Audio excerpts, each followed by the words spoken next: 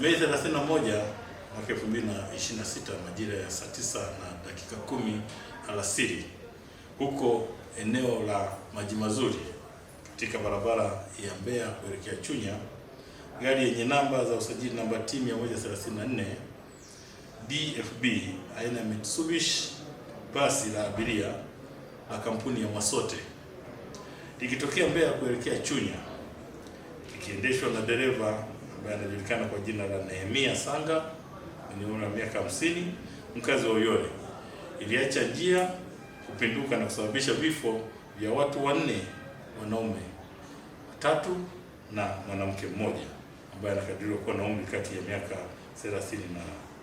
35 hadi 40. Katika tukio hilo, kati ya watu waliofariki, 2 waliweza kutambulika ambao ni Hamza miaka 30 na Matilda Mwambanganya mwenye umri wa miaka 30 hadi 35.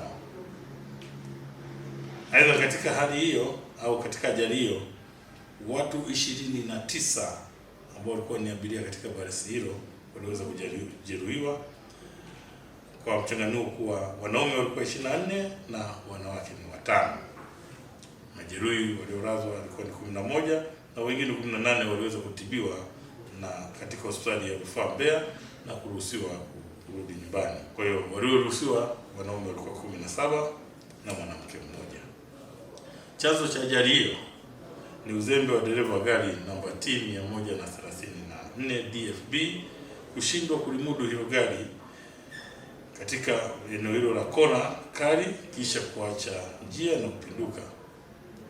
Hivi sasa ninavyoongea, dereva huyo naye ni miongoni mwa majeruhi walioweza kunusurika katika ajali hiyo. Yuko anaendelea na matibabu katika hospitali ya Rufaa Mbeya, lakini yuko chini ya ulinzi wa jeshi la polisi. Wakati huo taratibu zikiwa zinakamilishwa kwa ajili ya yeye kufikishwa kwenye vyombo vya sheria. Aidha, jeshi la polisi mkoa wa Mbeya linamshikilia Siwema Yona Simfukwe, huyo ana umri wa miaka 24. Huyu alikuwa ni mfungwa aliyetoroka gereza la Rwanda Mei 13 mwaka 2025. Akiwa katika gereza hilo anatumikia kifungo cha miaka 30 kwa kosa la unyang'anyi wa kutumia silaha. Mtuhumiwa huyo ambaye nimemtaja, baada ya kutoroka gerezani amekuwa akifanya matukio ya unyang'anyi wa kutumia silaha, uvunjaji na ubakaji katika maeneo mbalimbali ya jiji la Mbeya, ikiwemo eneo la Iwambi jijini Mbeya. Na miongoni mwa matukio hayo ni tukio alilotenda au alilofanya tarehe 15 Mei mwaka 2026 majira ya saa 2 za usiku. Eneo hilo ambako alifanya uhalifu huo ni huko eneo la Iwambi, ambapo alivamia nyumba ya mwananchi mmoja akiwa na silaha aina ya panga na kumtishia kumuua mtoto wa familia hiyo endapo wasingetii amri yake ya kuwataka kufungua mlango ili aweze kuingia. Kwa hiyo baada ya kuwa ametoa vitisho hivyo, kisha aliingia ndani na kuwafunga kamba na kumbaka mama na binti wa kazi na kisha kupora simu 2 aina ya iPhone 15 na 16 pamoja na fedha taslimu shilingi 400,000.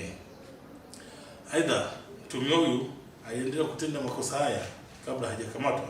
Mnamo tarehe 22 mwezi wa 5 mwaka 2026 majira saa 3 za usiku huko kwa eneo la Iwambi alivamia nyumba nyingine tena ya mwananchi mwingine na kupora simu aina ya iPhone 11 plain na fedha taslimu shilingi 300,000 ambazo aliwaamuru walizitoe kwenye simu na aliwaamuru watoe nywila au password ya simu ambayo ilikuwa na hizo fedha na kufanikiwa kuhamisha fedha hiyo kuingia kwenye fedha ya huyo mtuhumiwa.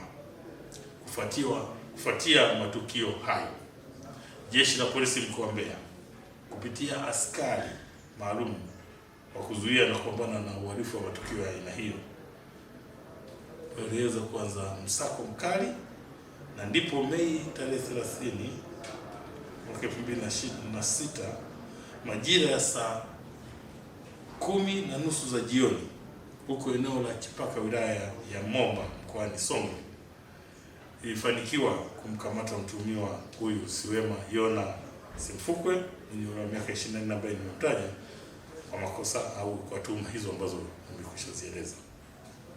Mtuhumiwa baada ya kukamatwa alikutwa na silaha iliyotengenezwa kienyeji, panga, silaha ya shotgun, risasi ya shotgun moja na mizura miwili iliyokuwa ndani ya mifuko ya mifuko wakiwa wamehifadhi.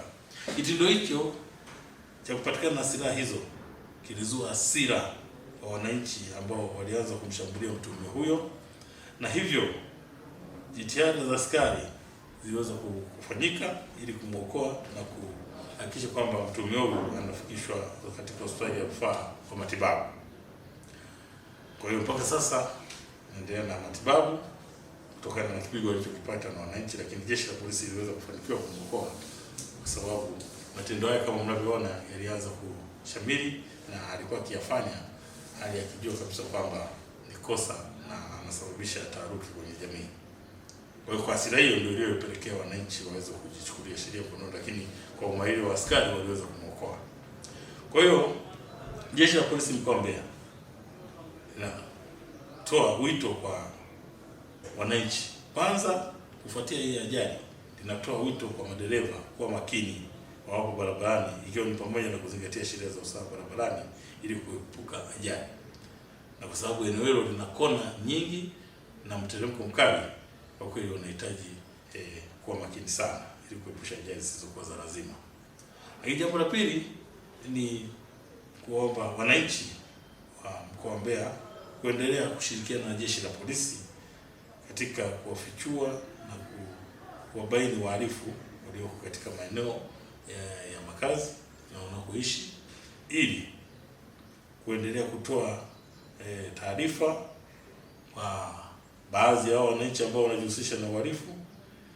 Na kikubwa, jeshi la polisi linatoa wito kwamba nafasi ya uhalifu katika jamii na hususan katika jamii ya Mbeya kwa kweli haipo, na yeyote atakayethubutu kufanya tukio lolote la kiuhalifu basi watambue kwamba jeshi la polisi mkoa wa Mbeya litafanya kila njia liweze kumfikia na kumchukulia hatua za kisheria.